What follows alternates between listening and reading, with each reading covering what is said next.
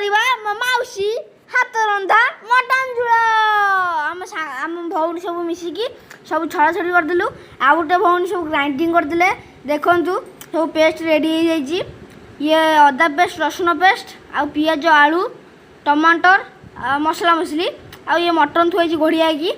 ଆଉ ମାଉସୀ ଚୁଲିରେ ଯିବେ କରିବାକୁ। ଇଏ ମୋ ଭାଇ ସ୍ୱାଗ ଦେଖନ୍ତି। ମାଉସୀ ଚୁଲିରେ ବହୁତ ସାରା ତେଲ ପକାଇଦେଲେ, ଟିକେ ସେଥିରେ ଚିନି ପକାଇଲେ। ଚିନି ଫେଣ ହେଇକି ଆସିଲା ଯେତେବେଳେ ସେଥିରେ ଟିକେ ପିଆଜ ପକାଇଲେ। ପିଆଜ ପକାଇ ସବୁ ଘାଣ୍ଟି ଦେଲେ। ତାପରେ ସେଥିରେ ମସଲା ମସଲି ସବୁ ପକାଇଦେଲେ। ମସଲା ମସଲି ଘାଣ୍ଟି ଘାଣ୍ଟି ଘାଣ୍ଟି ଘାଣ୍ଟି ଘାଣ୍ଟି 5 ମିନିଟ୍ ଖଣ୍ଡେ ରହିସାରିଲା ପରେ ସେଥିରେ ମଟନ ଧୁଆ ହୋଇକି ମଟନ ପଡ଼ିବ। ମଟନ ପଡ଼ିଗଲା। ହେଁ, ଏପର୍ଯ୍ୟନ୍ତ ମଟନ ପଡ଼ିନି? ହଁ, ଏବେ ପଇଲା।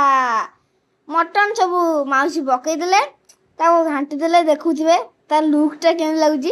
ମଟନଟା କଷା ସରିଲା ପରେ ମାଉସୀ ସେଥିରେ ପାଣି ଦେଇ ସିଝା ପାଇଁ ବସେଇଦେଲେ।